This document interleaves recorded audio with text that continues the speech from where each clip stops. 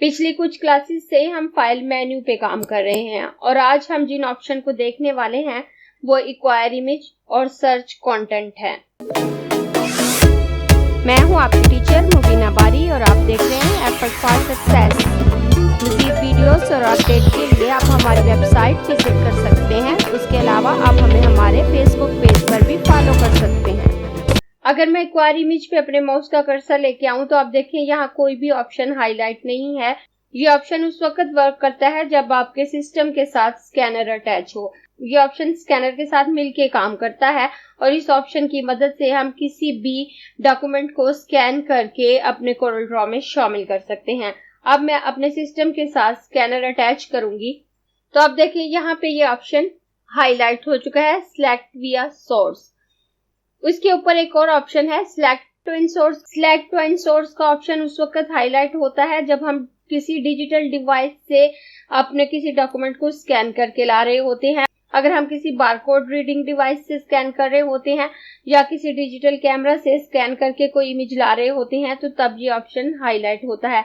लेकिन अगर हम स्कैनर की मदद से अपने डॉक्यूमेंट को स्कैन करके ला रहे होते हैं तो सिलेक्ट विया सोर्स का ऑप्शन हाईलाइट होता है और जब मैं इस पे क्लिक करूंगी तो मेरे स्कैनर का मॉडल मुझे यहाँ पे शो हो रहा है। अगर एक से ज्यादा ऑप्शन हमारे पास मौजूद हो तो हम उनमें से सिलेक्ट कर सकते हैं। मेरे पास इस वक्त ये एक ही ऑप्शन मौजूद है तो मैं यहाँ पे कोई चेंजिंग नहीं करूंगी और जस्ट ओके कर दूंगी और दोबारा फाइल मेन्यू पे आऊंगी और एक्वायर इमेज पे आऊं तो नीचे एक्वायर का ऑप्शन भी मेरे पास शो हो चुका है। अब मैं अपने जिस भी डॉक्यूमेंट को स्कैन करना चाहती हूँ या जिस पेज को स्कैन करना चाहती हूँ उसको अपने स्कैनर में रखूंगी।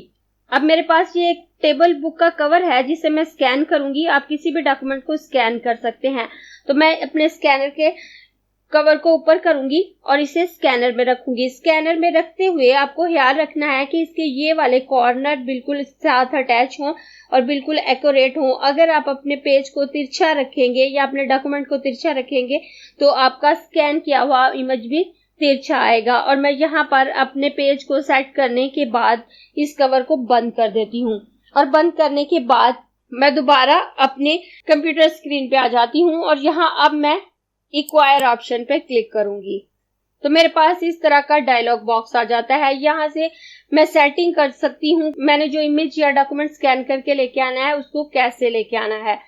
तो यहाँ सबसे ऊपर मेरे स्कैनर का मॉडल शो हो रहा है। उसके बाद यहाँ मेरे पास फोटो डिफॉल्ट है। अगर मैं इस पे क्लिक करूं तो यहाँ मेरे पास add profile, document, last use setting और फोटो डिफॉल्ट है। इस वक्त ये एक फोटो ही है मेरे पास। इसे मैं एज ए इमेज लाना चाहती हूँ तो मैं यहाँ फोटो डिफॉल्ट पे क्लिक करूंगी। अगर मैं किसी डॉक्यूमेंट को स्कैन कर रही हूँ और उसे मैं एज ए डॉक्यूमेंट लाना चाहती हूँ तो मैं डॉक्यूमेंट सेलेक्ट करूंगी। फिलहाल मैं इसे एज ए फोटो ला रही हूँ तो मैं यहाँ पे फोटो डिफॉल्ट रहने दूंगी। उसके बाद सोर्स है, यहाँ फ्लैट बिट ही सिलेक्ट है और उसके बाद नीचे कलर फॉर्मेट है। यहाँ से मैं कलर फॉर्मेट को सिलेक्ट कर सकती हूँ। अगर मैं इस पे क्लिक करूँ तो सबसे ऊपर मेरे पास कलर का ऑप्शन है, उसके बाद ग्रे स्केल और उसके बाद ब्लैक एंड व्हाइट है। बेशक मेरा पेज या डॉक्यूमेंट कलर हो, अगर मैं यहाँ से ग्रे स्केल या ब्लैक एंड व्हाइट सिलेक्ट करूँ तो जो स्कैन होकर इमेज मेरे पास आएगा वो ब्लैक एंड व्हाइट या ग्रे स्केल ही आएगा। और अगर मैंने उसे कलर्ड फॉर्म में लेके आना है तो मैं यहाँ से कलर ही रहने दूंगी। उसके बाद यहाँ पे मैं फाइल फॉर्मेट सिलेक्ट कर सकती हूँ कि मैं उसे किस फॉर्मेट में अपने डॉक्यूमेंट में शामिल करना चाहती हूँ। मैं इसे एज ए बिटमैप लेके आना चाहती हूँ, JPG file, PNG file, tiff file. यहाँ से मैं जिस भी फॉर्मेट में उसको लेके आना चाहती हूँ मैं ला सकती हूँ। मैं यहाँ से जेपीजी सिलेक्ट कर लेती हूँ। उसके बाद यहाँ पे रेजोल्यूशन है तो मैं यहाँ से रेजोल्यूशन सिलेक्ट कर सकती हूँ। अगर तो अपने इमेज को या अपने डॉक्यूमेंट को स्कैन करने के बाद मुझे वापस प्रिंट करना है, जैसे बाज़-औक़ात हमें कोई फोटो अपने कोरल ड्रॉ के प्रोजेक्ट में यूज करनी होती है या कोई और डॉक्यूमेंट यूज करना होता है और उसको यूज करने के बाद दोबारा उसका प्रिंट लेना होता है तो उस सूरत में हम इसकी रेजोल्यूशन ज्यादा रखेंगे, कम से कम 300। लेकिन अगर हमने उस स्कैन किए हुए इमेज या डॉक्यूमेंट को डिजिटल मीडिया पे ही रन करना है तो हम रेजोल्यूशन को कम कर सकते हैं। मैं यहाँ से रेजोल्यूशन 300 कर देती हूँ। और उसके बाद यहाँ ब्राइटनेस और कॉन्ट्रास्ट है। अगर मैं ब्राइटनेस या कॉन्ट्रास्ट में कोई चेंजिंग करना चाहती हूँ, ब्राइटनेस ज्यादा या कम करना चाहती हूँ, कंट्रास्ट कम या ज्यादा करना चाहती हूँ तो मैं कर सकती हूँ। और उसके बाद मैं जो इमेज स्कैन करके ला रही हूँ, अगर मैं उसका प्रीव्यू करना चाहती हूँ तो मैं इस प्रीव्यू ऑप्शन पे क्लिक करूंगी। थोड़ी देर लोडिंग होने के बाद मेरे डॉक्यूमेंट का प्रीव्यू मुझे यहाँ पर नजर आ जाएगा। ये जस्ट मुझे यहाँ पे इसका प्रीव्यू नजर आ रहा है, ये स्कैन होकर अभी नहीं आया। अगर मुझे इसे स्कैन करके अपने डॉक्यूमेंट में शामिल करना है तो मैं यहाँ पे स्कैन ऑप्शन पे क्लिक करूंगी। मैं प्रीव्यू देखे बगैर भी स्कैन ऑप्शन पे क्लिक कर सकती हूँ और प्रीव्यू देखकर भी स्कैन ऑप्शन पे क्लिक कर सकती हूँ। और यहाँ मेरे पास ये फुल पेज शो हो रहा है कि पूरा पेज इतना है और इतने हिस्से में हमारा ये डॉक्यूमेंट स्कैन होकर आएगा। अगर मैं इस सिलेक्शन को कम करना चाहूँ, इस खाली एरिया को कम करना चाहूँ तो कर सकती हूँ। इसे मैं उतना ही कर सकती हूँ जितना मेरा इमेज है, उस तरह से खाली वाइट एरिया मेरे पास नहीं आएगा। और मैं इसको सेट करने के बाद यहाँ से स्कैन ऑप्शन पे क्लिक कर दूंगी। थोड़ी देर प्रोसेसिंग होगी और यहाँ मुझे लिखा हुआ भी आ रहा है स्कैनिंग पेज 1। और उसके बाद मेरे माउस के कर्सर के साथ इस तरह से राइटिंग वैल्यूज आ जाएंगी। उसके बाद मैं इसे ड्रैग करके भी अपने डॉक्यूमेंट में शामिल कर सकती हूँ और मैं लेफ्ट क्लिक करके भी इसे अपने डॉक्यूमेंट में शामिल कर सकती हूँ। अगर मैं लेफ्ट क्लिक करूंगी तो ये जिस साइज का इमेज होगा उसी साइज का मेरे डॉक्यूमेंट में शामिल होगा। और अगर ड्रैग करूंगी तो इसे बड़ा या छोटा अपने डॉक्यूमेंट में शामिल कर सकती हूँ। और इसे अपने डॉक्यूमेंट में ऐड करने के बाद भी इसके साइज को मैं बड़ा या छोटा कर सकती हूँ। मैं एक और पेज ले लेती हूँ और उसके बाद मैं दोबारा फाइल मेन्यू में आऊं तो नेक्स्ट ऑप्शन हमारे पास सर्च कंटेंट का है। सर्च कंटेंट के ऑप्शन को हम स्टैंडर्ड बार में भी देख चुके हैं, लेकिन यहाँ मैं उसे ज्यादा अच्छे से और मजीद डिटेल के साथ आपको बताने वाली हूँ, क्योंकि जब हमने स्टैंडर्ड बार को स्टार्ट किया था तो हमारा कोरल ड्रा बिल्कुल स्टार्ट में था और मैंने इस बात को सामने रखा था कि जो देखने वाले हैं वो बिल्कुल अगर न्यू हैं, जो पहले से नहीं जानते, उनके लिए ज्यादा डीपली चीजों को समझना मुश्किल हो सकता है। तो वहां मैंने आपको स्टैंडर्ड बार में मौजूद जितनी भी चीजें हैं उनका व्यू दिया था। उनमें से जो ऑप्शन यहाँ पे आ रहे हैं उनको मैं दोबारा डिटेल के साथ आपको बताती जा रही हूँ, तो इसलिए मैं सर्च कंटेंट के ऑप्शन को भी आपको दोबारा से बता रही हूँ। मैं इस ऑप्शन पे क्लिक करूं, मेरे पास इस तरह का पैनल आ जाता है और इसकी मदद से मैं किसी भी कंटेंट को अपने डॉक्यूमेंट में शामिल कर सकती हूँ। अगर मैं कोई डॉक्यूमेंट, कोई फाइल, कोई इमेज अपने डॉक्यूमेंट में शामिल करना चाहती हूँ, मैं यहाँ से कंटेंट सिलेक्ट करूंगी। और अगर मैं फॉन्ट अपने डॉक्यूमेंट में शामिल करना चाहती हूँ तो मैं यहाँ फॉन्ट ऑप्शन पे क्लिक करूंगी, तो मैं यहाँ से फॉन्ट पे काम कर सकती हूँ। मैं दोबारा कंटेंट पे आ जाती हूँ और उसके बाद मैं नीचे आऊँ तो मेरे पास फ्लिकर, iStock, वन ड्राइव और कंटेंट एक्सचेंज के ऑप्शन है। ये तमाम ऑनलाइन फैसिलिटीज हैं। अगर मेरे पास फ्लिकर या iStock की फैसिलिटी मौजूद है, कंटेंट एक्सचेंज की फैसिलिटीज मौजूद है या वन ड्राइव की फैसिलिटी मौजूद है और मैंने वहां पर अपने किसी भी डॉक्यूमेंट को सेव करके रखना है, अपने किसी इमेज को सेव किया हुआ है, तो मैं कहीं पे भी ओपन करके उसे अपने डॉक्यूमेंट में शामिल कर सकती हूँ। जैसे अगर मैं फ्लिकर पे क्लिक करूं तो आप देखें this online content provider is currently unavailable, कि मैं हमारे पास फ्लिकर से कुछ भी कंटेंट लेने की फैसिलिटी मौजूद नहीं है क्योंकि मेरा सिस्टम फ्लिकर के साथ अटैच नहीं है।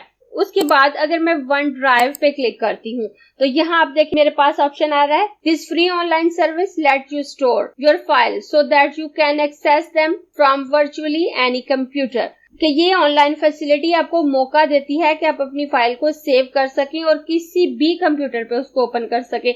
अब यहाँ आप देखें साइन इन का ऑप्शन है। अगर मैंने वन ड्राइव में कुछ रखा हुआ है और मैं यहाँ पर साइन इन होकर वहां से अपने डॉक्यूमेंट को उठा सकती हूँ। और ये जरूरी नहीं है कि वो डॉक्यूमेंट अब मैंने अपने कंप्यूटर पे सेव किया हो। मैंने किसी दूसरे कंप्यूटर पे कोई भी फाइल अगर वन ड्राइव में सेव की है तो मैं इसे किसी और जगह एक्सेस कर सकती हूँ, किसी और जगह ओपन कर सकती हूँ इस फैसिलिटी की मदद से। और उसके बाद मैं नीचे आऊँ तो यहाँ फेवरेट फोल्डर है और उसके नीचे फोल्डर का ऑप्शन है। फेवरेट फोल्डर में कुछ फोल्डर्स हमें शो हो रहे होते हैं जिन्हें हम ज्यादा यूज कर रहे होते हैं और नीचे फोल्डर के ऑप्शन में हमारे पास हमारे तमाम सिस्टम के फोल्डर मौजूद होते हैं। हम कहीं से भी अपने डॉक्यूमेंट में कुछ भी ऐड कर सकते हैं। अब अगर मैं डेस्कटॉप से कुछ ऐड करना चाहूँ तो मैं यहाँ पे चेक लगाऊंगी तो आप देखें डेस्कटॉप पे यहाँ पे भी चेक लग गया। और उसके बाद मैं यहाँ से इस एरो पे क्लिक करूँ तो यहाँ पर ये तमाम ऑप्शन मेरे पास सामने आ गए। जो कुछ भी मेरे डेस्कटॉप पे मौजूद है वो मुझे यहाँ पर शो हो जाएगा। और अगर मैं यहाँ पे इस पे चेक नहीं लगाती, मैं यहाँ पे ही डेस्कटॉप पे डबल क्लिक करती हूँ तो मेरे पास इस तरह की विंडो ओपन हो जाएगी और यहाँ भी मेरे डेस्कटॉप पे जितने फोल्डर हैं वो तमाम फोल्डर मुझे यहाँ पर शो हो जाएंगे। इनमें से मैं किसी भी फोल्डर से कोई इमेज उठाकर अपने डॉक्यूमेंट में शामिल कर सकती हूँ। और उसके बाद अगर मैं यहाँ पे आऊँ तो यहाँ मेरे पास हाइड फोल्डर है। अगर मैं इस पे क्लिक करूँ, मेरे तमाम फोल्डर हाइड हो गए हैं और जस्ट मेरे प्रोजेक्ट यहाँ पे मुझे शो हो रहे हैं जो मैंने कोरल ड्रा के प्रोजेक्ट यहाँ पे सेव किए हैं। अगर मैं वापस इस पे क्लिक करूँ तो मेरे फोल्डर शो हो जाएंगे। उसके बाद हाइड वेक्टर ड्राइंग फाइल है। अगर हमारे पास डिफरेंट ड्राइंग फाइल है, हमारे पास वेक्टर इमेज है, हमारे पास रास्टर इमेज है और हमें आइडिया नहीं हो पा रहा कि इनमें से वेक्टर इमेजेस कौन से हैं और रास्टर इमेजेस कौन से हैं, तो अगर हम उनमें से वेक्टर इमेजेस को हाइड करना चाहते हैं तो हम इस ऑप्शन पे क्लिक करेंगे तो जितने भी वेक्टर इमेजेस होंगे वो हाइड हो जाएंगे। उसके बाद next option hide bitmap file है। और अगर हम रास्टर इमेजेस या बिटमैप फाइल को हाइड करना चाहते हैं तो इस पे क्लिक करेंगे तो हमारी बिटमैप फाइल्स हाइड हो जाएंगी। उसके बाद शो अदर फाइल्स हैं। अगर हमारे पास फोल्डर बिटमैप या वेक्टर इमेजेस के अलावा कोई और फाइल है और हम उन्हें ओपन करना चाहते हैं तो इस ऑप्शन पे क्लिक करके कर सकते हैं। अगर मैं इस पे क्लिक करूं तो यहाँ भी मेरे पास तमाम ऑप्शन शो होने लगेंगे। जैसे अगर मैं यहाँ से वेब आर्ट नाम के इस फोल्डर में से कुछ लेना चाहती हूँ तो मैं इस पे क्लिक करूंगी तो ये फोल्डर मेरे पास ओपन हो जाएगा। और अगर मैं इस इमेज को अपने डॉक्यूमेंट में यूज करना चाहती हूँ तो मैं इसे यहाँ पर ड्रैग कर सकती हूँ और इसके साइज को बड़ा या छोटा भी कर सकती हूँ। और उसके बाद अगर मैं इसे यहाँ से हाइड करना चाहूँ तो मैं इस ऑप्शन पे क्लिक करूंगी तो ये मेरे पास हाइड हो जाएगा। और जब मैंने यहाँ से डेस्कटॉप पे क्लिक किया था तो यहाँ भी डेस्कटॉप से रिलेटेड तमाम ऑप्शन मेरे पास ओपन हो चुके हैं।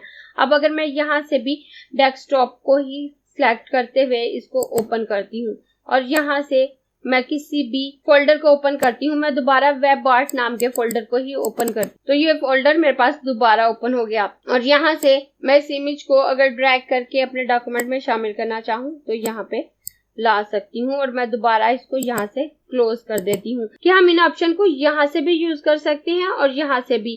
इसके अलावा अगर हम किसी ड्राइव से कुछ सिलेक्ट करना चाहते हैं तो कर सकते हैं। अगर मैं दिस पीसी पे क्लिक करूँ तो यहाँ मेरे पास मेरी तमाम ड्राइव आ जाएंगी और इन ड्राइव में से जिस भी ड्राइव को मैं ओपन करना चाहूँ मैं कर सकती हूँ। वहाँ मेरे पास जो भी मौजूद होगा वो मेरे सामने आ जाएगा। जैसे अगर मैं यहाँ पर ई ड्राइव को ओपन करती हूँ तो यहाँ मेरे पास जितने फोल्डर हैं वो मेरे पास आ गए। और अगर मैं यहाँ से किसी भी ऑप्शन को शामिल करना चाहूँ तो कर सकती हूँ। और अगर मैं इस पैनल को क्लोज करना चाहूँ तो मैं यहाँ इस क्रॉस के निशान पे क्लिक करूंगी तो ये पैनल क्लोज हो जाएगा। अगर आपको ये क्लास पसंद आई है तो लाइक कीजिए, अपने दोस्तों के साथ शेयर भी कीजिए ताकि वो भी सीख सके। आप अपने क्वेश्चंस और व्यूज नीचे कमेंट बॉक्स में लिख सकते हैं। और अगर आपने चैनल सब्सक्राइब नहीं किया तो प्लीज सब्सक्राइब कीजिए ताकि आपको आने वाली वीडियोस का नोटिफिकेशन फौरन से मिल सके।